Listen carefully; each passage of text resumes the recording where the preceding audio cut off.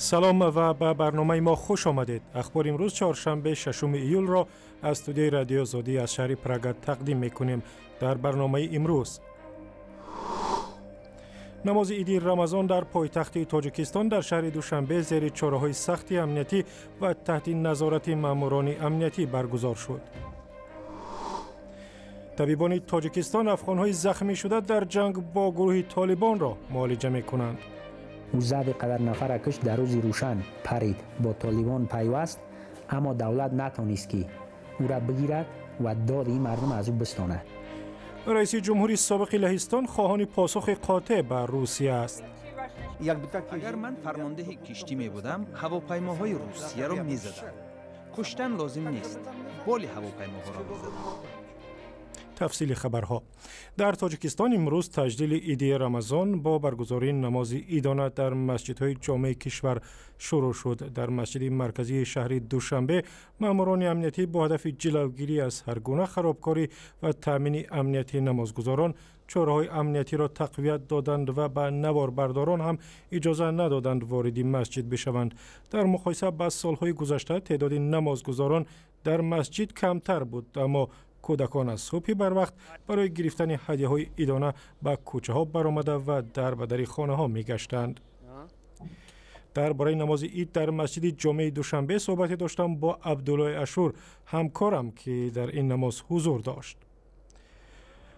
عبدالله، مقامات برای تامین امنیت نمازگزاران در مسجد مرکزی دوشنبه چه چاره‌ها اندیشیده بودند؟ چاره‌های امنیتی خیلی شدید بود. طاهر، باید گفت که هنوز 3 روز قبل مقامات به کلی مسئولان مساجد کشور دستور داده بودند که تا 3 روز باقی ماندن به عید نماز فطر در مسجدها نوبتداری شبانه روزی تشکیل کرده شود و نوبتداران امنیتی که در کلی مساجد جمهوری تاجیکستان گذاشته شده بودند، اونها شب و روز امنیت مسجدهای کشور را زیر نظارت داشتند. این بر ضمن آن که در کلی مسجدهای جمهوری نواربردارها و دوربین‌های نظارتی نصب شدند. همچنین صبح امروز مشاهده شد که در بسیاری از مسجدها مردم از سدهای امنیتی میگذرند و ناظران پلیس و هم دیگر مقامات قدرتی یک نمازگزاران را تفتیش میکنند. اینجا در مسجد مرکزی پایتخت تاجیکستان هم نیز صبح امروز 2 سد امنیتی وجود داشت که کارمندان میلیسه و دیگر کارمندان کمیته دولتی امنیت ملی تاجیکستان و در سد دوم هر یک نمازگزار از زیر تجهیزات تفتیشی آهن و یا به روسی متال اسکاتل گذرانیده می شدند و البته همه این چاره‌ها به خاطر امنیت نمازگزاران از سوی مقامات قدرتی تاجیکستان روی دست گرفته شده است. و عبدالله، در داخل مسجد رئیس شورای علما قبل از نماز چی گفت و یا مردم این نمازگزار را به چی دعوت کرد؟ نماز عید سید فطر این صبح اول با موعظه سید مکرم عبدالقادرزاده رئیس شورای علمای تاجیکستان شروع شد.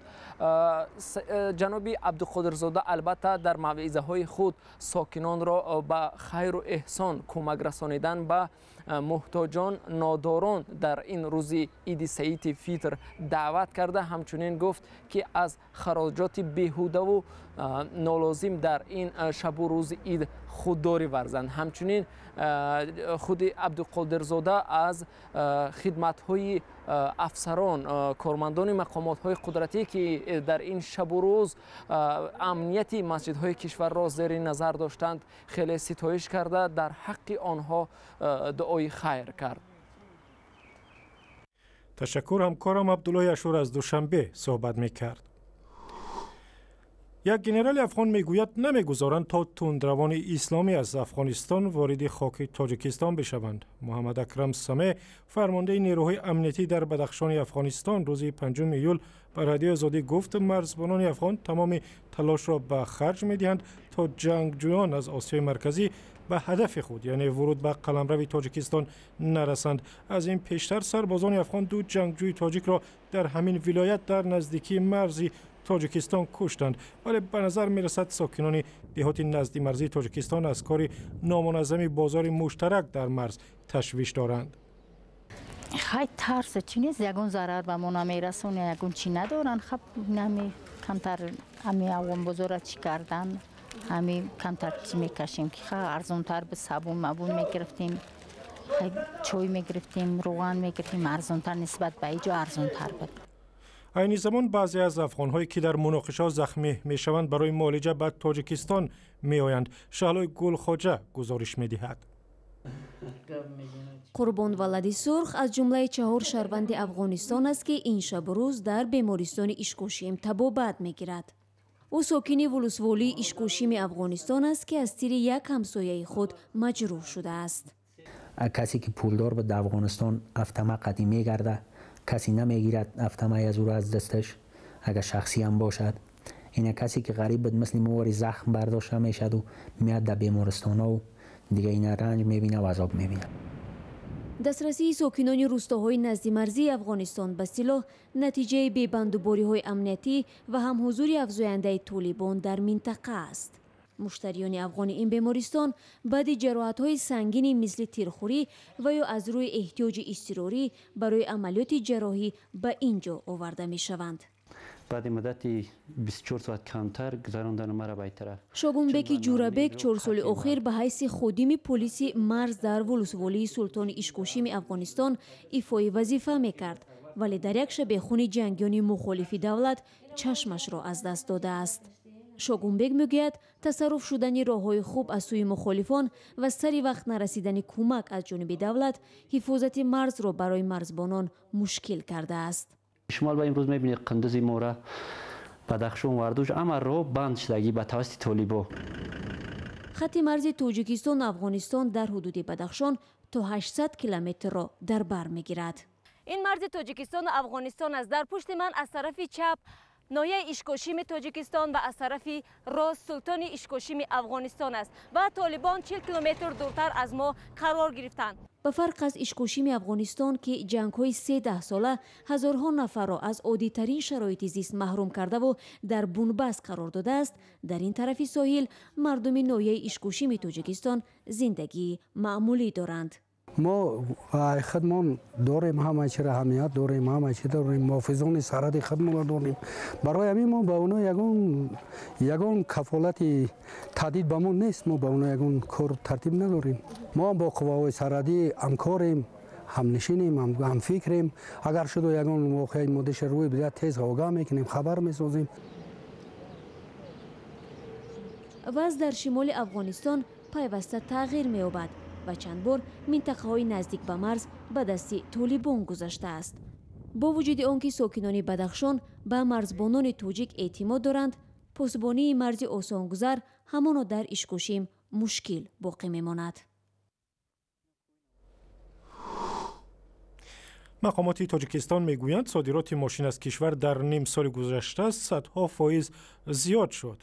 در این مدت از تاجیکستان به مبلغ تقریبا 30 میلیون دلار ماشین فروختند که در مقایسه با 6 ماه سال 2015 هم 800 مراتب زیاد است. از بس که خرید ماشین در داخل کمتر شده است، تاجران تاجیک نقلیاتی را که از کشورهای اتحادیه اروپا می‌خرند با نرخ قیمت‌تر به مشتریانشان در دبی، افغانستان و قرقیزستان می‌فروشند.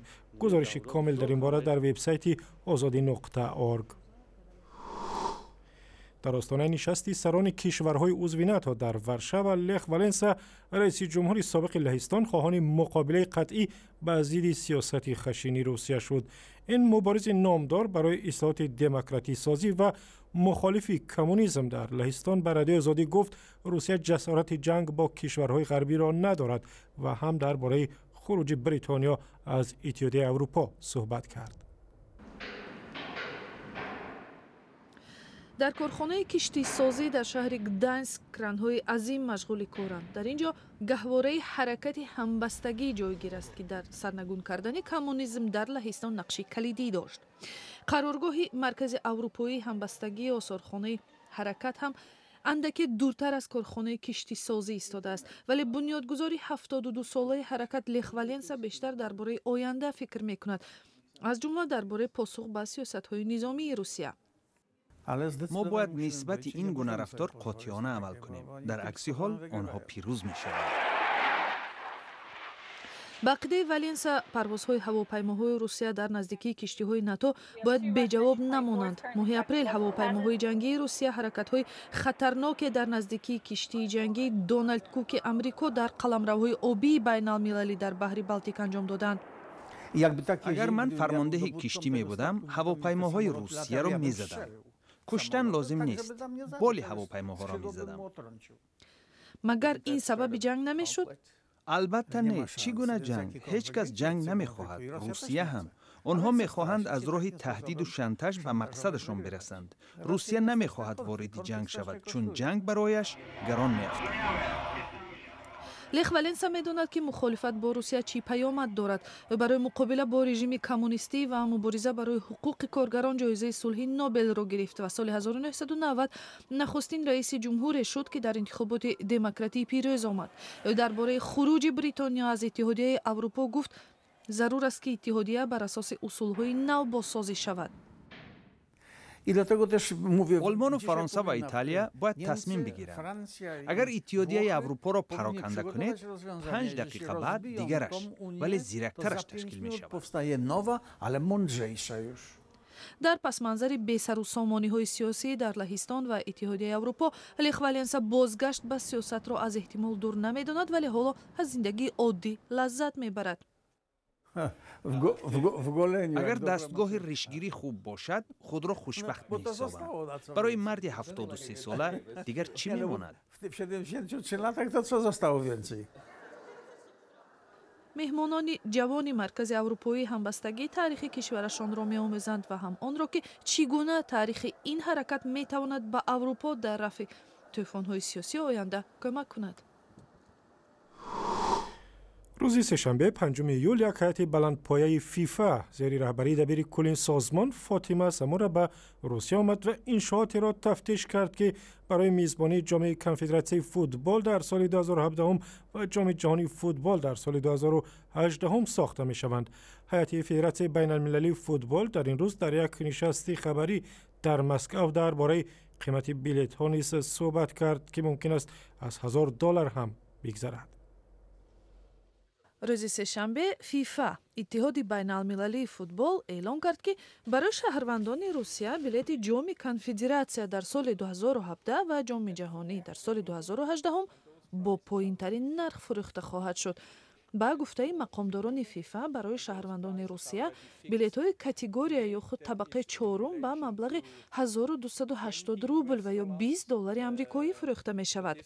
رئیس تجارتی فیفا می گوید برای اولین بار نرخ بلیط بازی فینالی از $1000 آمریکایی بیشتر خواهد بود.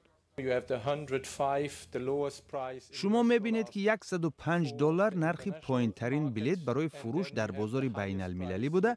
بلندترین قیمت $1100 است که به اصطلاح بلیط کاتگوری اول به بازی نهایی جام جهانی فوتبال در سال 2018 در شهر مسکو خواهد بود. فروش بلیط‌های جام جهانی فوتبال 2 ایول سال 2017 بعد انجام قوه آزمایی‌های جام کنفدراسیون آغاز می‌یابد. سال‌های اخیر شماره داوطلبان تماشای مسابقه‌های بین‌المللی فوتبال خیلی بیشتر از شماره بلیط است و عادتاً فروش بلیط‌ها توسط قرعه‌کشی دایر می‌شود. هزاران شهروند تاجیکستان که در روسیه کار و اقامت میکنند میتوانند با نرخی پایانتر بلیط بخرند و این بازی‌های هیجان برانگیز را البته 2 سال بعد تماشا کنند. در مسابقات جهانی تیم تاجیکستان نیست و برای راه یافتن به آن به گفته متخصصان فوتبال بازان تاجیک را راه دراز در پیش است. و چند لحظه پیشتر خبر رسید که لیونل مسی فوتبال بازی معروف جهان و بازیگر دسته بارسلونای اسپانیا را دادگاه این کشور با گناه سرپیچی از پرداخت مالیات و یا انداز به 21 ماه زندان محکوم کرده است و امر داده است که 2 میلیون یورو هم جریمه بپردازد.